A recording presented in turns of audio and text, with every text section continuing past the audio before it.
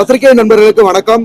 இப்ப என் காதலே படத்தோட ப்ரிவியூ ஷோவில் இப்ப நான் வந்திருக்கேன். என்ன உங்க எல்லாருக்குமே தெரியும், தமிழ்நாட்டோட நடிப்பு அரக்கன் watermelon star doctor D Divakar producer மேடமோட ரெக்வஸ்ட்னால ப்ரிவியூ ஷோவுக்கு வந்திருக்கேன். என் காதலே படம் ஆக்சுவலா தமிழ் கலாச்சாரம் அழிஞ்சு வந்துகிட்டு இருக்க காலங்கள்ல பாத்தீங்கன்னா அந்த கலாச்சாரத்தை நினைவூட்டுற வகையில ரொம்ப அருமையா சிங்கப்பண்ணே அப்படின்ற ஒரு வார்த்தைக்கு இணங்க அதாவது ஸ்கிரிப்ட் ரைட்டர், அதாவது கதை எழுத்து, திரைக்கதை, டைரக்ஷன் எல்லாத்தையுமே பாத்தீங்கன்னா ஒரு டைரக்டரா பண்ணியிருக்காங்க. Madam director come producer. அதாவது இது ஒரு ஃபர்ஸ்ட் டைமா இருக்கு. ஒரு பெண்ணே பாத்தீங்கன்னா ப்ரொடியூஸ் பண்ணி டைரக்ட் பண்ணி நல்ல ஒரு கதையை மக்களுக்கு விருந்தா அளிச்சிருக்காங்க. ஆக்சுவலா எல்லாருக்கும் சொல்லிக்கிறது என்னன்னா, நிறைய திரைப்படங்கள்ல பிரச்சனைகள் வருது. அதாவது நடிக்கிற நடிகர்கள் ஆர்டிஸ்டுக்கும் சரி, ப்ரொடியூசருக்கும் சரி, டைரக்டருக்கும் சரி, ஒரு குடும்பத்துல ஏதாவது ஒரு பிரச்சனைகள்னா அவங்களுக்கு ஒரு ஆள் விட்டு கொடுத்து எல்லாம் ப்ரிவியூ ஷோவா இருக்கட்டும் அல்லது ஆடியோ லான்ச்சா இருக்கட்டும், அதுல நடிச்ச நடிகர்களும் நடிகைகளும் கலந்துக்கிட்டு பொதுமக்கள் கிட்ட அதை வெளிப்படுத்தணும். அதை விட்டுட்டு சின்ன சின்ன சச்சரவுகள் சண்டைகள் குடும்பத்துல இருக்கு அப்படின்றதுக்காக ஒண்ணும் இல்லைங்க. இப்ப பிள்ளைக்கு கல்யாணம்னா அவங்க அப்பா அவங்க வராம இருப்பாரா? அது மாதிரிதான் தமிழ் திரையுலகங்கள்ல சில விஷயங்கள் நடந்துகிட்டு இருக்கு. இதை பாக்குறப்ப ரொம்ப மனசுக்கு வேதனையாவும் கஷ்டமாவும் இருக்கு. சோ குடும்ப பாங்க நல்ல படமா இருக்கு. நிறைய புதுமுகங்களுக்கு வாய்ப்பை கொடுத்திருக்காங்க. இப்ப லேட்டஸ்டா பார்த்தேன், ஏதோ ஒரு படம் ஆடியோ லான்ச்ல நம்ம டைரக்டர் மிஸ்கின் சார் பாத்தீங்களா, இன்ஸ்டாகிராம்ல நடிக்கிறவங்க எல்லாம் பாத்தீங்கன்னா மூஞ்சில குத்துவேன், முகரையில குத்துவேன், இந்த மாதிரியான வார்த்தைகள் எல்லாம் தவிர்த்துட்டு எனக்கு ஒரு விஷயம் ஞாபகம் வருது சார். மிஸ்கின் சார் பிரச்சனை ரொம்ப தீவிரமா வந்துகிட்டு இருந்தப்ப நான் அதை எதிர்த்து குரல் கொடுத்திருந்தேன். சார் பேசினது தப்பு. என்ன சார்? இல்ல படத்தை பத்தி தான். படத்தை பத்தி நீங்க பேசுறேன்னு கேட்கறேன். கலாச்சாரம் அந்த மாதிரி கலாச்சாரத்தை கத்துக்க வந்துச்சா, அப்படியே கடலோட சுட்ட வந்துச்சா சார்? அது ஒரு படம் சார். அது ஒரு படம் சார். அவங்க சரி கேளுங்க சார். சார் அது அவங்க படம் திரைக்கதை படமா எடுத்திருக்காங்க, கலாச்சாரத்தை பத்தி சொல்லியிருக்காங்க. அதை ஏன் சார் அதை பத்தி நானும் ஒரு படம் பார்த்திருக்கேன். நான் படம் பார்த்தப்ப அந்த படத்தை பத்தி இல்ல சார், இவங்க படம் எடுத்திருக்காங்க, அந்த படம் பார்த்திருக்கேன். ஒரு பொது மனிதனை நான் கருத்து சொல்லக்கூடாதா? நான் என்ன சார் பிரஸ் மீட்ல தான் சார் சொல்றேன். இல்ல சார், நான் பேசிக்கிட்டு இருக்கப்ப நீங்க இடையூறா வர்றீங்களா? இது ஒரு சபை நாகரிகமா? இல்ல சார், நான் பேசுறேன். பத்திரிகை நிருபர்கள் பேட்டி எடுத்துக்கிட்டு இருக்காங்க சார். இது நாகரிகமா சார்? பிரஸ் மீட் நடந்துகிட்டு இருக்கு, நான் பேசிக்கிட்டு இருக்கேன், நீங்க ஊட பேசுறது நாகரிகமா? நீங்க சார் சார் ஒரு சீனியர் பேச விடுறீங்களா இல்லையா? என்ன சார் பேச விடணும்? பிரஸ் மீட்ல ஆன்சர் பண்ணிக்கிட்டு இருக்கேன், கேட்டுக்கிட்டு இருக்காங்க. நாங்க டைரக்டர் கேட்க சார், நீங்க நான் பேசுறேன் முடிச்சதுக்கு அப்புறம் வாங்க சார். அதுதான் சார் சபை நாகரிகம், அதுதான் சார் சீனியர் ஆர்டிஸ்டுக்கு உண்டான ஒரு மரியாதை. நான் பிரஸ் மீட்டுக்கு மீட்டிங் கொடுத்துக்கிட்டு இருக்கேன். என் காதுல படத்துல சார் பேசிக்கிட்டு இருக்கேன் சார், முடிச்சது வாங்க சார். அதுதான் சார் ஒரு சீனியர் ஆர்டிஸ்ட்க்கு நடிகருக்கு அழகு சார். உங்களை விட நான் ஒரு சின்ன பையன் குழந்தை மாதிரி ஒரு பிரஸ் மீட் இவ்வளவு பேர் கேட்டுக்கிட்டு இருக்காங்க, அவங்களுக்கு ஆன்சர் பண்ணிக்கிட்டு இருக்கேன். இடையில இன்டர்ஃபியர் ஆகலாமா சொல்லுங்க சார்? என் வேலையை நான் செய்யறேன், நீங்க உங்க வேலையை முடிச்சிட்டு பேசுங்க சார். முதல்ல நான் பேசிக்கிறேன் சார். என் வேலையா சார்? என் காதுல படம் இவருக்கு நான் கேள்வி கேட்கணுமா வேண்டாமா? சரி கேட்டாங்க, நான் தான் பதில் சொல்றேன். என்ன பதில் சொல்றேன்? இல்ல சார், சார் ரிப்போர்ட்டர்னாலுமே ஒருத்தவங்க கதுவை பதிவிட்டதுக்கு அப்புறம் அவங்க கருத்தை சொல்லணும். பேசிக்கிட்டு இருக்காரு. இல்ல கதையை பத்தி பேசுறது என்னன்னா, புதுமுகங்களுக்கு வாய்ப்பு கொடுத்திருக்காங்க. ஓகேங்களா? அதுக்கு நன்றி சொல்றேன். இது மாதிரி சார நம்ம தப்பா பேசல, புதுமுகங்களுக்கு வாய்ப்பு கொடுங்க, யாரையும் இந்த மாதிரி பேசாதீங்க. ஒரு சின்ன கருத்து அவ்வளவுதான். ஓகேங்களா சார்? தவறா பேசல. நம்ம சாரு என்ன பண்ணாங்கன்னா, புதுமுகங்களுக்கு வாய்ப்பு கொடுங்க, இந்த மாதிரி இன்ஸ்டாகிராம்ல நடிக்கிறவங்களை பத்தி யாரும் ஆபாசமா பேச வேணாம் அப்படின்னு பொதுவான கருத்து பேசலையே. யாராவது ஆபாசமா பேசணுமா? நம்ம சார் இவங்க ஆபாசமா பேசுனாங்கன்னு சொல்லவே இல்லை. நான் பொது கருத்தை பதிவு பண்ணிக்கிட்டு இருக்கேன். செஞ்சு போங்க. 2 நிமிஷம் சார் பேசி முடிங்க, நான் கேள்வி நான் வெளியே போயிருவேன். அப்படியா? சரி சார், முதல்ல என்ன பேச விடுங்க சார். அதான் 2 நிமிஷம் உங்க டைம். எங்க டைம் வேஸ்ட் பண்ணாதீங்க, எங்க வேற ஒரு வேலை இருக்கு. இன்னும் அடுத்த பிரஸ் மீட்டுக்கு போறோம். அப்படியா? ஆமா சொல்லுங்க. Okay sir. சோ இந்த மாதிரி புதுமுகங்களுக்கு வாய்ப்பு கொடுத்திருக்காங்க, கலாச்சாரத்தை நினைவுபடுத்திருக்காங்க. நிறைய இடங்கள்ல ஆடியோ லான்ச்ல நானும் பார்த்துட்டேன் சார். நடிகர்களோ நடிகைகளோ வர்றது கிடையாது. அதாவது ஒரு ப்ரொடியூசர்னா விற்காததை வித்து, ஓகேங்களா, கஷ்டப்பட்டு தான் படம் எடுக்கிறாங்க. சோ அந்த படத்தை அவங்கள ஒரு நாயகனாக வந்து சித்தரிச்சு காமிக்கிறாங்கன்னா அவங்களுக்குள்ள 1000 பிரச்சனைகள் இருந்தாலும் அதெல்லாம் கடந்து வந்து பாத்தீங்கன்னா ஒரு ஆடியோ லான்ச்ல கலந்து வந்து பாத்தீங்கன்னா பொதுமக்களுக்கு வெளிப்படுத்தணும், பத்திரிகை நிருபர்களுக்கும் நம்ம அதை பத்தி சொல்லணும். ஓகேங்களா? சோ இந்த படம் வந்து உண்மையிலே ப்ரொடியூசர் மேடமோட ரெக்வெஸ்ட்னால இங்க வந்து பார்த்து நீங்களே பார்த்துருப்பீங்க, நிறைய ப்ரொமோஷன்ஸ்லாம் நான் உங்களை பார்த்ததே இல்லை. அந்த பக்கம் நான் சார் கொஞ்ச நாளைக்கு முன்னாடி தான் சார் நம்ம 2 பேரும் பார்த்து பேசலாம், அதுக்குள்ள பார்த்ததே இல்லைன்றீங்களா சார்?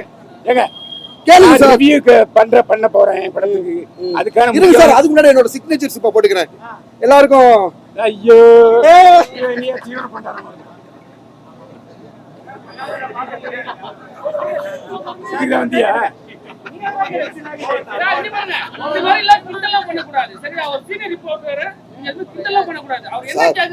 யதார்த்தமா பேசுறாரு.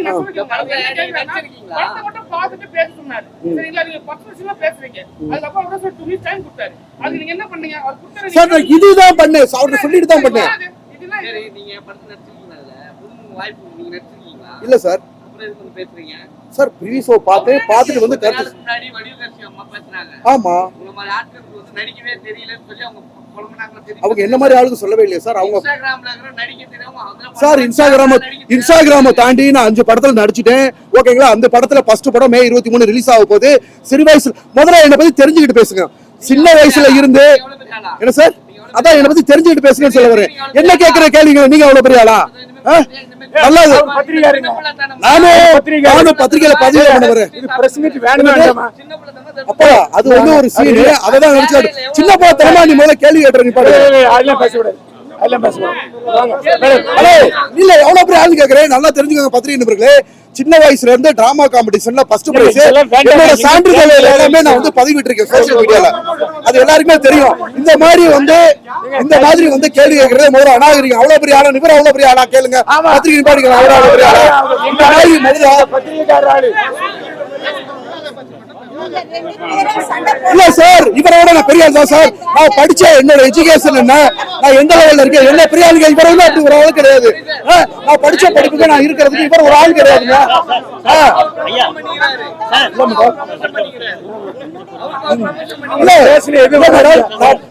நான் படிச்சிருக்கேன், எனக்கு ஒரு லெவல் இருக்கு, என்ன பத்தி பேசுறதுக்கு இவர் ஒரு ஆள் கிடையாது. புறாம இருந்தா பேசலாம், இவர் வந்து அவ்வளவு பெரிய ஆள் கிடையாது. அவர் தான் சார், அவர் அந்த வார்த்தையை பேசுறாரு, பெரியார் சொல்ல விடலாமா? அது சொல்லலாமா? அது சொல்லலாமா? நானே முதல்ல ஆரம்பிச்சேன், பெரியார் அவர் தான் பேசுறாரு.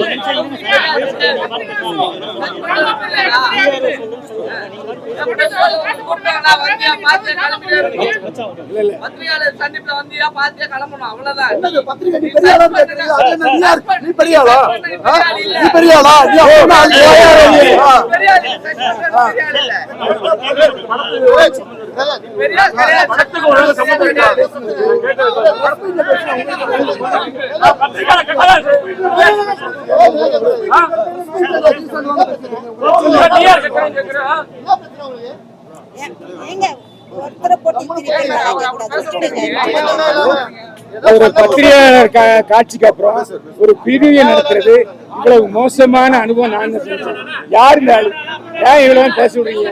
நான் அப்பயே சொல்றேன், வெளியே போய் சொல்லுங்க, ஏன் போய் சொல்லுங்க. நான் கேட்டது உங்க படத்துக்கான விஷயம்.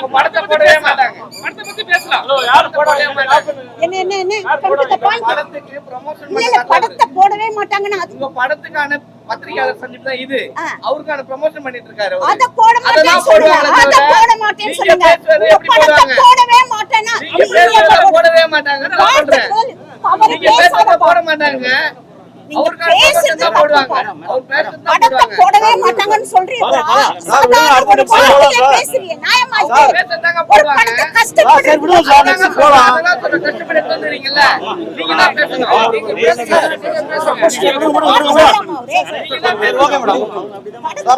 இவ்வளவு கஷ்டப்பட்டு நாங்க போடுவாங்க.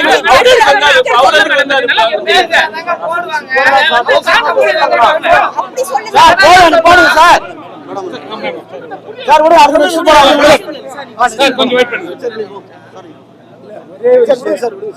ஒரே ஒரு கேள்வி என்னன்னா, போன படத்துலயும் உங்களை பார்த்தேன், மறுபடியும் பார்க்கவும் நீங்க சந்தோஷமா சொன்னீங்க. ஒரே ஒரு விஷயம், இந்த படம் கல்ச்சருங்கிறீங்க, பண்பாடு விஷயத்துல நீங்க பினிஷிங்கே இல்லையே படத்துல. என்ன பிளீஷிங்க கேக்குறீங்க நீங்க? முதல்ல ஒரு வெளிநாட்டு பொண்ணு கல்ச்சர் படிக்கிறதுக்காக இங்க வரா. சோ அந்த கல்ச்சரை சொல்லி கொடுக்கற ஒருத்தரும் அந்த கல்ச்சர் பிடிச்சு அவள் மனசுக்கு ரொம்ப பிடிச்சு போச்சு. அதனால அங்க சொல்லி கொடுக்கற வரவங்க கிட்ட ஒரு கல்ச்சர் படிக்க வந்தா அவ மனசுல காதலே வரக்கூடாதா? அந்த டீனேஜ் அவளுக்கு ஒரு காதல் வரும். கல்ச்சரை படிச்சாளா?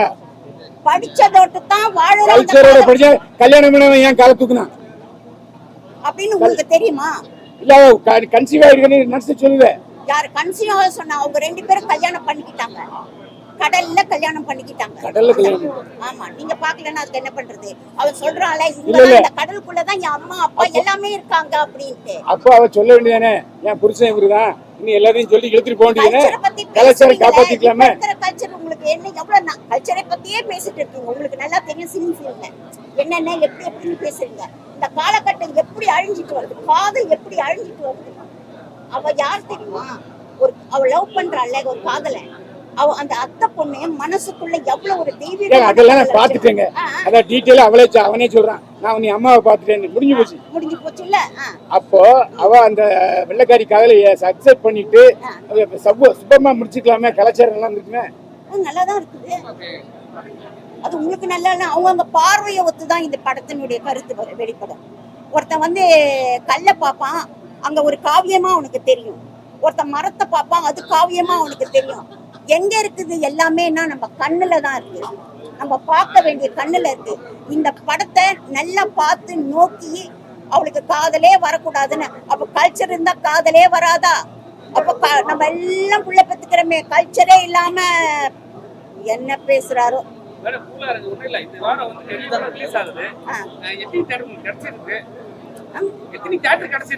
தெரியல. 60 இருந்து 80 தியேட்டர் வரைக்கும் பேசியிருக்கோம். அது கன்ஃபார்ம் ஆயிடும். தமிழ்நாடு ஃபுல்லா கிடைச்சிருக்கு. பெரிய பெரிய படம்ல ரிலீஸ் ஆகுது, டப்பிங் படம்ல ரிலீஸ் ஆகுது. கண்டிப்பா அதெல்லாம் மோதி ஃபைட் பண்ணனும். அதுதான் இல்ல, அது கூட பவர் இருக்கும்னு நினைக்கிறேன். ஏன்னா மீடியா இருக்குது, அதை நம்புறேன். இன்னொன்று ஜனங்களை நம்புறேன். ஒரு நல்ல படம், ஒரு நல்ல தரமான படம், ஒரு கல்ச்சர், ஒரு வல்கரா கிடையாது. குழந்தைல இருந்து எல்லாரும் உட்காந்து பார்க்கலாம். அந்த மாதிரி படம் கொடுத்துருக்கோம். இன்னொரு ஒரு விஷயம் சொல்ல வரேன். இந்த மீடியால ஒரு பெண்ணா இருந்து இப்ப நீங்க பார்த்திருப்பீங்க, ஒரு பெண் இங்க நிக்கிறதே பெரிய விஷயம். அதுவும் அவங்களுக்கு ஏஜ் பார்த்தீங்கன்னா ஒரு 60 ஏஜ். அந்த ஏஜ்ல ஒரு காசை போட்டு ஒரு டைரக்ஷன் பண்ணி ஒரு படத்தை ரிலீஸ் பண்றது பெரிய விஷயம். அது நிக்கிறாங்க, இன்னமும் நிப்பாங்க. இன்னும் நான் சொல்றேன், இது ஃபர்ஸ்ட் படம்னா இன்னும் 99 கூட பேலன்ஸ் இருக்கு. 100வது படத்தும் பேசுவாங்க. ஒரு பெண்ணா இருந்து பேசுவாங்க. இன்னும் 99 பெண் இல்ல, இன்னும் 900 பெண்ணு இங்க டைரக்ஷன் பண்ணுவாங்க, படம் எடுப்பாங்க, எல்லாம் பண்ணுவாங்க. அப்படி இருக்கணும்னு நான் ரொம்ப ஆசைப்படுறேன். ரொம்ப மேடம், லிங்கேஷ் ஹீரோ ஆக்கிருக்கீங்க. ஹீரோயின் தான் வழக்கமா ப்ரொமோஷன் பண்ணாங்க. அவரை காணுமே என்னாச்சு? அது அவருக்கு தாங்க தெரியும். அவர் நடிச்சிட்டாரு இல்லைங்க, நடிச்சிட்டாரு. யாரு 1000 தடவை கூப்பிட்டேன். அவர் நடிச்சிட்டாரு, முடிச்சிட்டாரு, பைசாவை பாக்கெட்ல போட்டாரு, முடிஞ்சிச்சு. அது அவருக்கு நன்றி நினைக்கணும். அவரு நம்மள ஒரு ஹீரோவா போட்டு, அவங்க அம்மா படம் எடுப்பாங்களா இவ்வளவு பணத்தை போட்டு அவரை ஹீரோவா இல்ல அவங்க குடும்பத்துல இருந்து பணத்தை போட்டு ஒரு படம் எடுப்பாங்களா? முடியாது இல்ல. ஆனா அவரை தைரியமா வச்சு ஒரு படத்தை பண்ணி பெண்களை இழிவுபடுத்தாதீங்க. முதல்ல அவங்கள ஒரு நிமிஷமாவது, இங்க எத்தனை பேரும் ஆம்பளைங்க தான் இருக்கீங்க, ஏன் ஒரு பெண்ணா ஏன் ஒரு ஆறுதல் கூட கிடையாது? அதே மாதிரி அந்த ஹீரோக்கு தெரியல, அவருக்கு நம்மள ஒரு பெரிய ஹீரோ ஆக்கி இருக்கிறாங்க. இவரு இதை விட முன்னாலே இந்த மாதிரி படம் நடிச்சிருந்தா கேளுங்க. இப்ப இவ்வளவு சப்போர்ட்டா இந்த 2 பேரும், இந்த வல்லையும் அவரும் இருக்காங்க. அடுத்த படத்துல இவங்கள ஹீரோ ஆக்குவீங்களா? கண்டிப்பா. யாரு நல்லவங்களோ அவங்க தாங்க ஹீரோ. படத்துல வர்றவங்க ஹீரோ கிடையாது. இப்ப இல்ல, நான் அப்பத்துல இருந்தே சொல்றேன், படத்துக்கு வர்றதுக்கு முன்னாலே சொல்றேன், படத்துல நடிச்சுட்டா ஹீரோ கிடையாது. புரியுதா? ஹீரோயிசம் யார் பண்றாங்களோ அதுதான். ஆனா நீங்க எல்லாருமே சப்போர்ட் பண்ணுங்க, அவ்வளவுதான். இல்ல, அதுக்காக நான் மன்னிப்பு கேட்டுக்கிறேன். இன்னொரு நிமிஷம், ஒரே ஒரு நிமிஷம். என்னுடைய இந்த படத்துல ஒரு சின்ன ஒரு டயலாக் மட்டும் இருக்கும். அதாவது காப்பாத்துற இது கிடையாது, ஆம்பளை கிடையாதுன்னு நான் ஒரு டைலாக் ஒன்று அடிப்பேன். அதில் அதாவது ஹீரோ கிடையாது, காப்பாத்துற ஹீரோ கிடையாது ஒரு டைலாக் ஒன்று இருக்கும். காப்பாத்துற எல்லாமே ஹீரோ கிடையாது. அது தன்னை காப்பாத்திட்டு கிடையாது, கூட இருக்கிற காப்பாற்ற கிடையாது, எல்லாரையும் காப்பாற்றணும். அவன் தான் ஹீரோ. இண்டஸ்ட்ரியிலும் சரி, வெளியிலும் சரி. வில்லன் மட்டும் வில்லனா காமிக்காதீங்க. வில்லனே கிடையாது. அது படத்திலும் சரி, எல்லாத்துலயும் சரி. ஹீரோவே கிடையாது. ஹீரோன்றது தன்னை மட்டும் காப்பாத்திட்டு கிடையாது. புரியுதுங்களா? அது எல்லாரையும் காப்பாற்றணும், எல்லாருக்கும் வரணும். அவன் மட்டும் தான் ஹீரோ. கொஞ்சம் வில்லனை கொஞ்சம் தூக்கி விடுங்க, அதான் சொல்ல முடியும். நன்றி, வணக்கம். காதல் என்பது அடையிறது தான் கிடையாது. அந்த காதலை நம்ம எப்படி ப்ரெசன்ட் பண்றோம் மற்றவங்களுக்கு அப்படின்றது, அவங்கவுங்களுக்குள்ள ஒரு காதல் இருக்கும். அந்த காதலின் வெளிப்பாடு தான் இந்த படம். இதை ஆழமா உட்காந்து ரசிக்கணும், சிந்திக்க வேண்டிய ஒரு படம். அவ்வளவுதான்.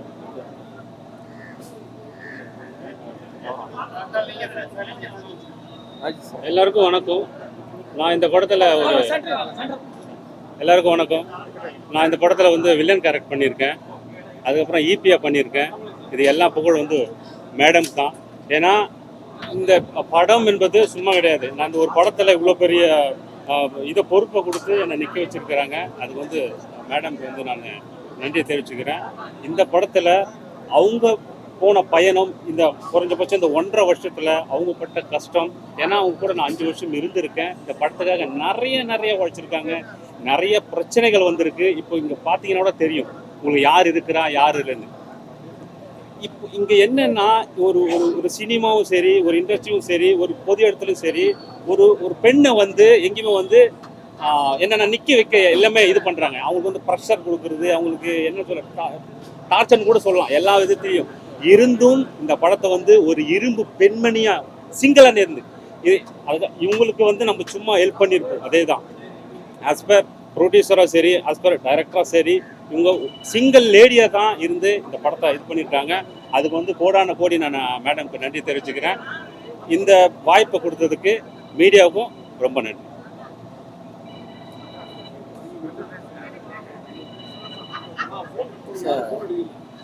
அனைவருக்கும் வணக்கம். இந்த படம் வந்து என் காதலே. இந்த படம் வந்து மிக சிறப்பான முறையில் வந்து தயாரித்து இயக்கியிருக்காங்க ஜெயலட்சுமி மேடம். ஸோ அவங்களுக்கு வந்து மனமார்ந்த வாழ்த்துக்கள் மேடம்.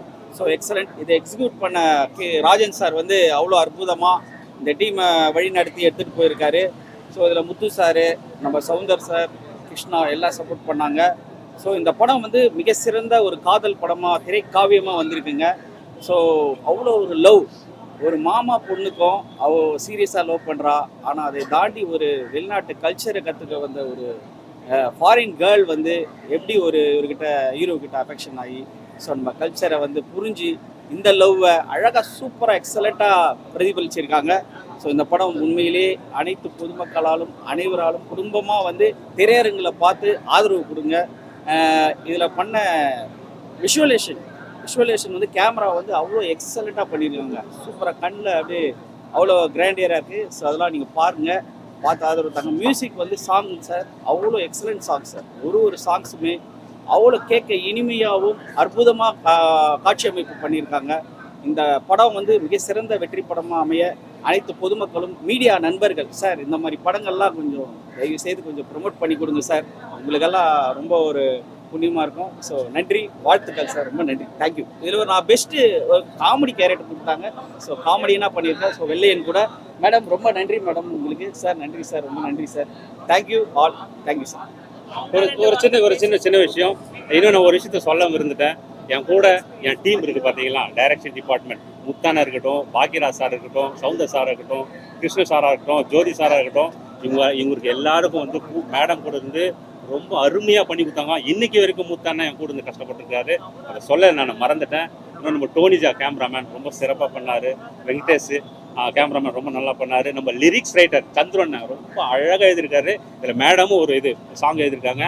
இன்னொன்று நிறைய பேர் என் கூட இது பண்ணியிருக்காங்க. இன்னொன்று வந்து நம்ம அண்ணாமலை ஆகட்டும், ரவி ஆகட்டும், என் கூட இருந்த மேனேஜர்ஸ் கதிர் ஆகட்டும், அதுக்கப்புறம் சின்னையன் ஆகட்டும், கூட இருந்து எனக்கு ரொம்ப ஹெல்ப்ஃபுல்லாக இருந்திருக்காங்க. அவங்களுக்கு வந்து ரொம்ப நன்றி. இன்னொன்று வந்து நம்ம சாண்டி பிரதர், இசை புயல் சாண்டி பிரதர் ரொம்ப அழகாக பண்ணியிருக்காரு. அவங்களுக்கு ரொம்ப நன்றி. அனைத்து பத்திரிகையாளர்களுக்கும் என்னுடைய மாலை வணக்கம். என் காதலே என்னுடைய ஃபஸ்ட்டு படம். அது என்னை நம்பி அவ்வளோ பெரிய வாய்ப்பு கொடுத்த முத்து சாருக்கு, அப்புறம் ஜெயலட்சுமி மேம்க்கு ரொம்ப நன்றி. அவங்களுக்கு படத்து மேலே அவ்வளோ லவ், அந்த லவ் சக்ஸஸ் ஆகணும். நன்றி, வணக்கம். அனைவருக்கும் வணக்கம். ஈஸ்வர். இந்த படம் வந்து முழுக்க மேடம் தான். அது அவங்க நினச்ச ஆசைகள்லாம் இந்த படத்தை மூலிமா காட்டினாங்க. அதே போல் வந்து ஒரு ஷார்ட்டை வந்து அவ்வளோ பக்காவாக இருந்தது. அவங்க நினச்சதை இந்த படத்தில் பார்த்தாங்க. மற்றபடி இந்த கேமராமேன் அதெல்லாம் ரொம்ப அருமையாக பண்ணாங்க. லைட்டிங்கு அதெல்லாம் ரொம்ப அருமையாக பண்ணாங்க. அந்த வெள்ளைக்கார பொண்ணு அருமையாக பண்ணிட்டு ஹீரோ அதுக்கு மேலே பண்ணார். ஒரு கிஸ்ஸும் நடிப்பார், பயங்கரமான கிஸ் அது. டோட்டலாக யூனிட்டுக்கு என்னுடைய மனமார்ந்த வாழ்த்துக்கள். இந்த படம் வந்து நீங்கள் தான் எடுத்துகிட்டு போய் நல்ல ஒரு இதுவாக கொடுக்கணும். மீடியாவுக்கு நன்றி, பத்திரிக்கை நன்றி. சார் நன்றி சார். ரொம்ப சந்தோஷமாக இருக்குது. எல்லாம் இந்த படத்தை வந்து தேட்டரில் போய் பாருங்கள். முழுக்க முழுக்க மியூசிக் டைரக்டர் அவங்க ரொம்ப அருமையாக பண்ணாங்க. நன்றி.